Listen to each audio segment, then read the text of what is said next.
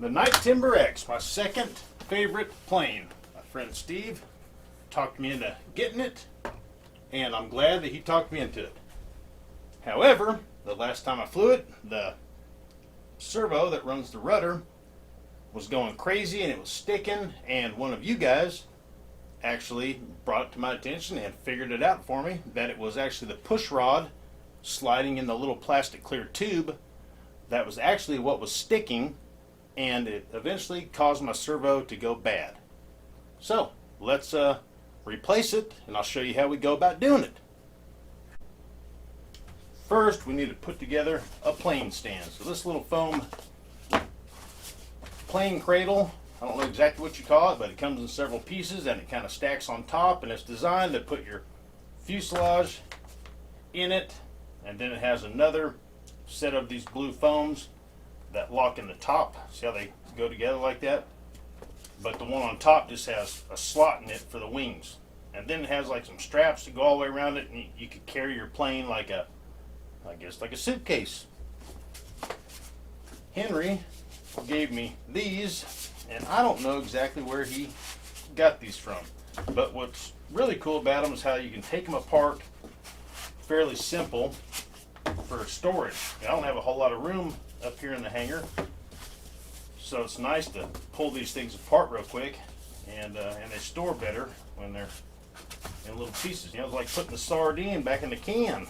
Well, kind of, or taking the sardines out and putting them in places. Just putting in places. So, bada bing, bada boom. We've got a plane stand. You need to get the wings off. I'll show you guys in here. I'll get you zoomed in, and we'll put the new servo in. This guy right here. Let's get the wings off, and then I'll get you guys in here and show you what we got going on and how we get the old servo out. I think I've already replaced this one time, but the glue that I use to hold it in will be similar to how they're glued in. You know, we'll call it from the factory. These wings are easy to take off. Well, the screws part, but they're a pain in the butt to take off a lot because of all the wires. And I've had some ideas on how to get this whole rat's nest into like 2 plugs. I guess I already started to take these off at one time. All right, let's get you in here. Hang tight.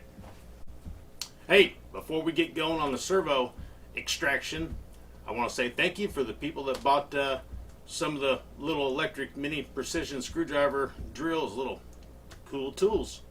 That was the first review that I did, and I'm not going to flood you guys with them, but we'll just see how it goes.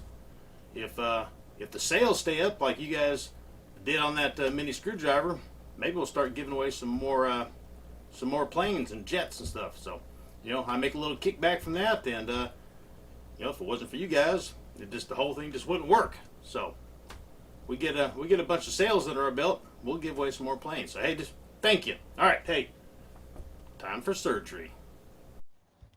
Okay, the servo that we're going to replace is right here down on the bottom, the Spektrum A332, and it's very, very, very important to get the exact same one so everything will line up, you know, so that your servo arm will fit on it, so the screw will go in it, you know, just so you'll have extra stuff, even though it does come with the new hardware. You know, that the top of the servo and the gear and all that is in the same position, that the servo is the same height. You know, you could get a servo that, you know, you may think is the exact same, and then you put it in, and the gear is located in a different position, or where these ears are for mounting, or higher up or higher down. So if you're gonna replace the servo in your stock airplane and you just want things to go smoothly, get the same exact one. Amazon, it was here the next day. I think it was 10 bucks. Let me show you here on the back, where the push rod that one of you guys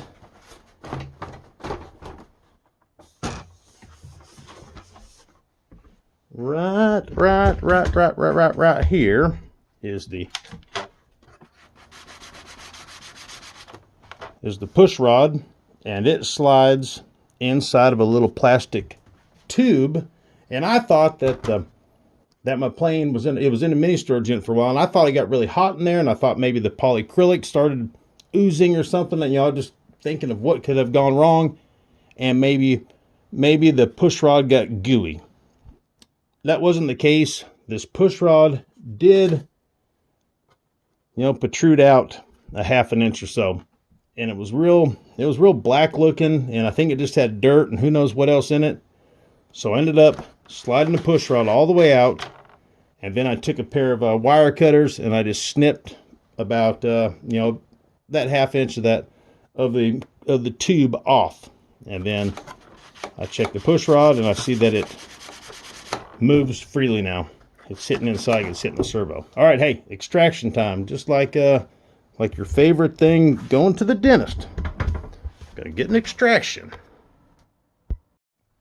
So there's many other creative ways to get the servo out. It's glued in. Sometimes just on one side, but I think I put this one in with hot glue. Maybe this one. It was either this one or the elevator. I can't remember. And I may have gotten glue more than just the backside. So these are a couple old X-Acto knife blades that I bent. If you just put them in a vise or two pair of pliers or something and try to bend them, they're going to snap and they could go boing and get in your eyes and all that stuff. So don't do that. But I got them hot. And once you get them hot, and it doesn't take much, you can do it with probably a cigarette lighter or a little tiny torch for soldering or something. And once you get them hot, then you can put a pair of pliers on them and bend them. Got this guy, you can see all the burnt marks on them from where I put little slight angles in them to get creative. I don't know exactly what this tool is. There's been talk that it was something to do with maybe eating crab or something, digging shellfish out of a shell. I don't know. And this little digger tool, and then we got some snips because I got a couple little zip ties in there that we're gonna have to get out.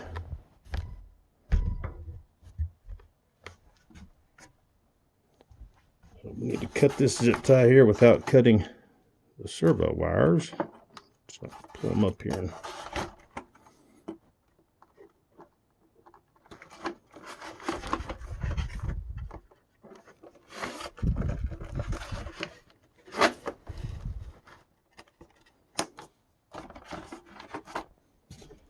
that guy. Another reason that's good to get the exact same servo is because the length of the wire. This servo is right here and the receiver's just real close to it, so the wire doesn't need to be that long. Some servos might come with 12 inches of servo wire on it. So I believe that one's it right there.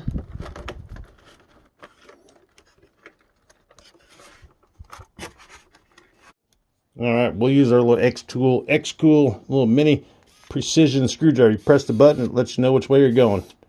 Isn't that cool? Let's put it on the low setting. All right, there it is.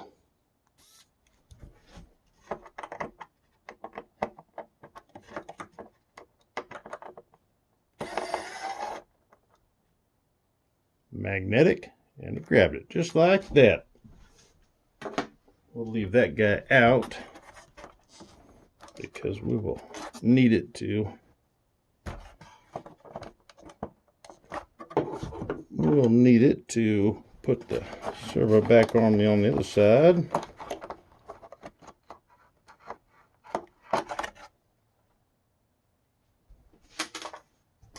Now we can try to cut it out. So I'm going to take this little bent blade here and try to work it down the back side. Okay, I have not replaced this one because you can see the factory white glue. You see it right there, the kind of the little off-white. That's the factory glue. So it's only glued on the back side.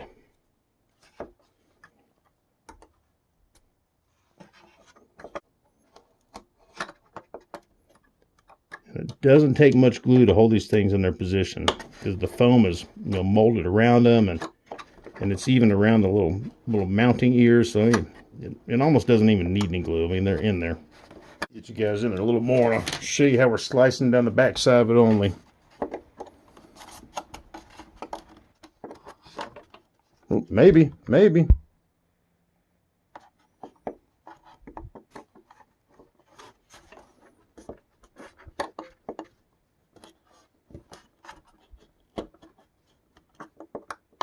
All right, I think I got it. I think I got it free.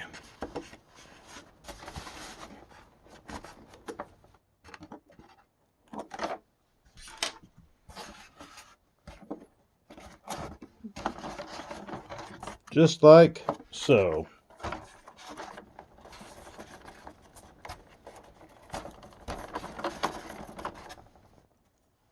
You can see how it was glued on the back side only. Enter it, and then we'll stick it in. So make sure that they're the same, and they are.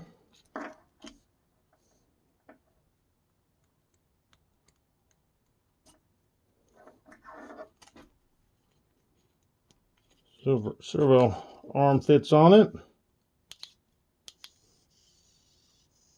Just sounds so much smoother right off the bat. And we didn't center it. Come on, Sean, get it together. Get it together. That guy's back in there.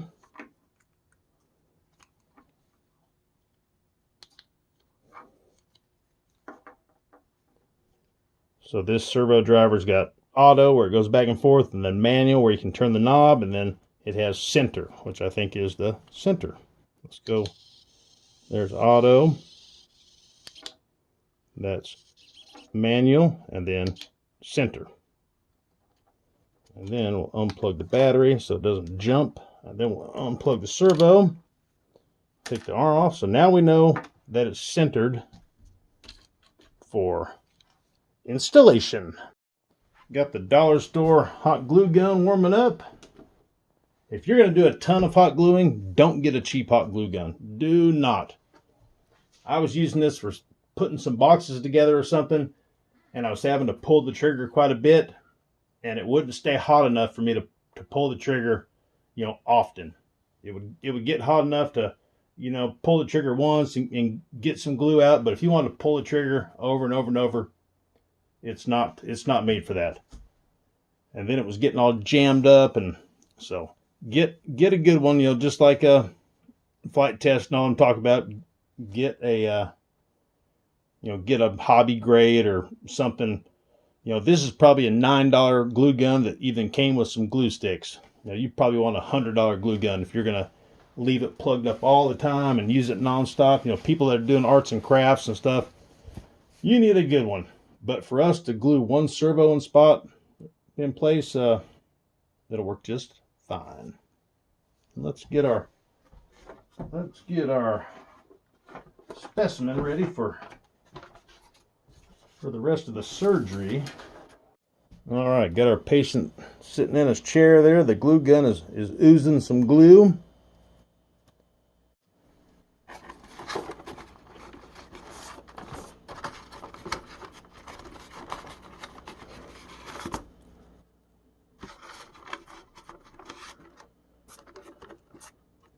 Just like so. You could probably leave it in there and get your angle just right and try to squeeze some glue underneath it and then push it down. But if you did get some glue around the splines there, you would glue your servo stuck. So we're just gonna stick it in there. The glue gun is oozing away.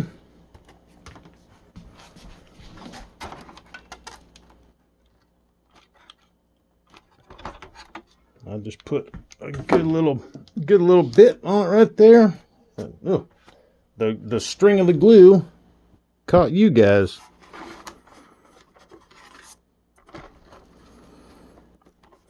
And then I'll give it a pretty good squeeze.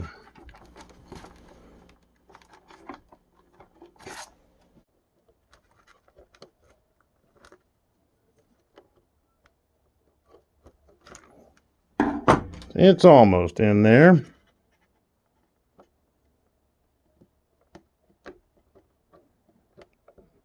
Give them all a push without breaking the wires. Trying to push on the plastic portion of the plug only.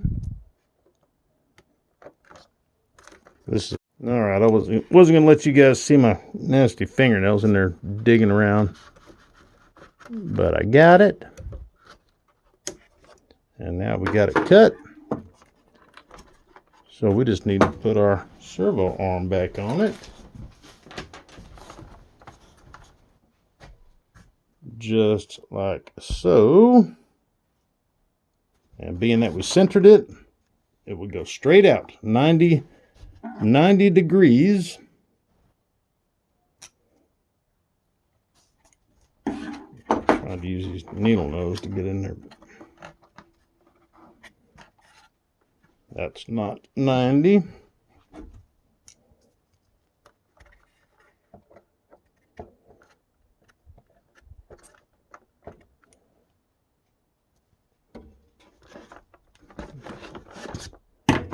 That will be as close as we can get to 90.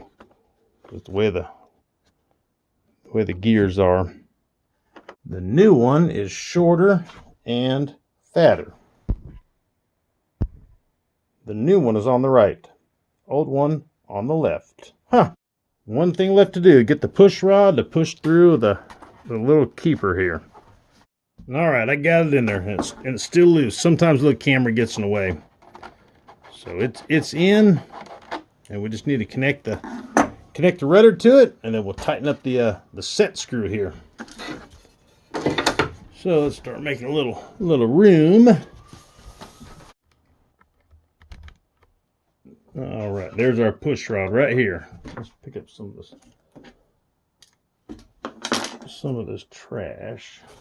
And now we got a servo arm, a screw for the old size servo, or for the older servo. And then we have a piece of wire with a plug on it to throw in the junk drawer. And we'll take our X-Cool mini screwdriver, lock it into its all metal case. Pretty cool, guys. The screwdriver is pretty dang nice. When the servo got messed up, I saved the little keeper. So we just need to get that popped in.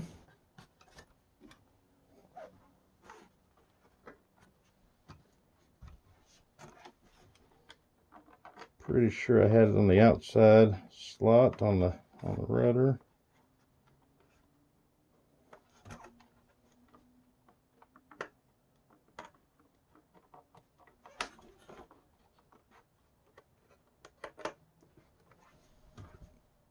There it is. It's up in there. Up in there, up in there. I'm sure it's probably kind of hard for you guys to tell. So it's poking up. And then this little keeper is going to go down over the rod and drop it on the floor about 19 times. And then lock in. But I think we need to put a little safety piece on it. Let me show you. We'll use some shrink tubing. You hear people talk about fuel line tube and all the time. We'll use some shrink tubing. And we need to find one that will slide over our lock right here.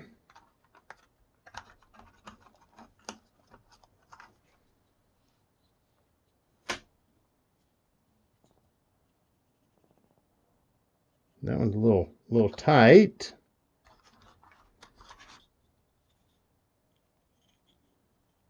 That piece of work. So I'm just going to take and cut off about, I don't know, about a quarter inch or so. Half inch, whatever we end up getting. Then I'll pop the linkage rod off again. Slide it over. And try to get that guy back up in there.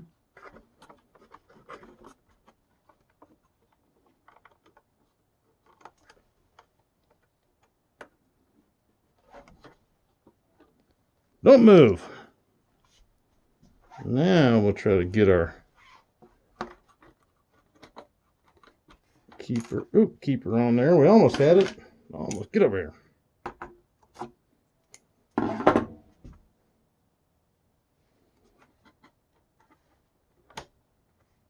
Like that, and then it comes around from the back side and locks in. We almost had it. Almost had it.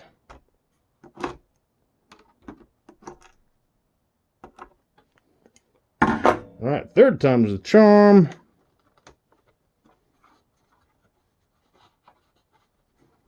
Like so. It's almost there. It's almost there.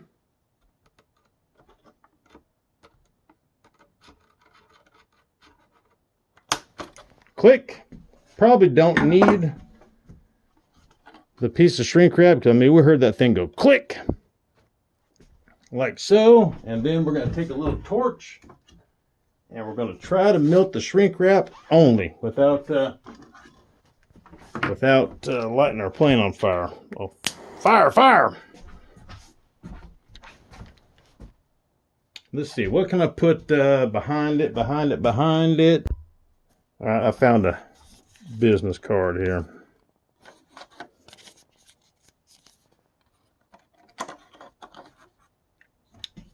Just like so.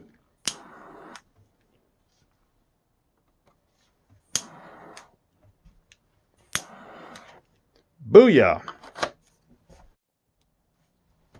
And I'm just gonna get the rudder straight and then lock our little bind jam nut down just like so. Before I say goodbye to you guys and put everything up, I'm going to plug in the hot glue gun again real quick, and I'm going to connect this voltage regulator, or I'm going to glue it just right there. That way I've got one light regulator on the left side and one on the right side. I think I had it velcroed in there at one time with, with some 2 pieces of velcro with sticky backing. Well, here it is right here. And it didn't hold. So I'm just going to put 1 drop of hot glue right there. And I'm going to see if it'll just stay right there. Now, all these wires, guys, when I get some more time, I'm going to figure out how to mount these plugs I got. And when I do get them mounted and soldered and figured out, I will definitely let you guys in on a secret. I bought these plugs on Amazon or something, I forget, but there was more to them than what I thought. You've got to put all the little pins in one side of it, and then solder wires to the other side. So this piece here, you have to put those you have to put those terminals in. So you need to crimp them on your wires. Then you need to slide them in. It's all the stuff I can do, but it takes time. And then on the back side here, you solder. And then you just have 2 plugs. Each one of these plugs has, let me count, 2, 4, 6, 8, 10, 12. There's 12. You can have 12 wires on here.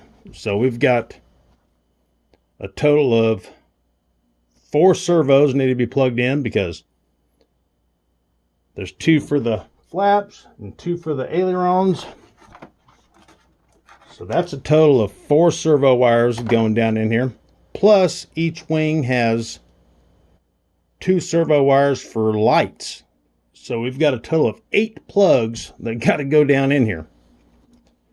And that's a lot, man. So I figured I would solder them up to 2 plugs, and then I could just have them label them, right in the left wing, and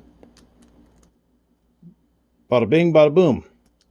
But I got to find some time to be able to do all that. So we got 12 plugs, or 12 wires on those plugs. So the alien plug and the flap plug each have 3, so that's 6.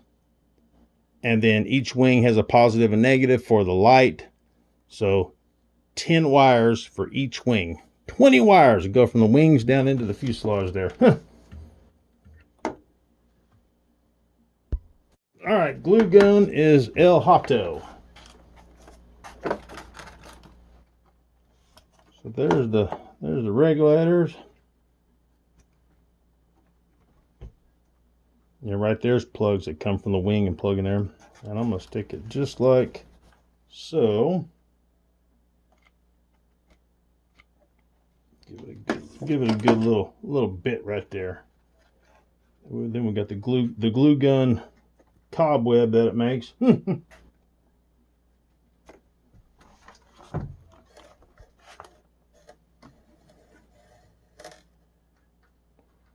We're golden. I'm gonna try to fly tomorrow, guys. Looking forward to it. Hey, thank you guys. I really appreciate it. Until next time, you'll see me here. Like, share, subscribe, guys. That would be mighty nice of you.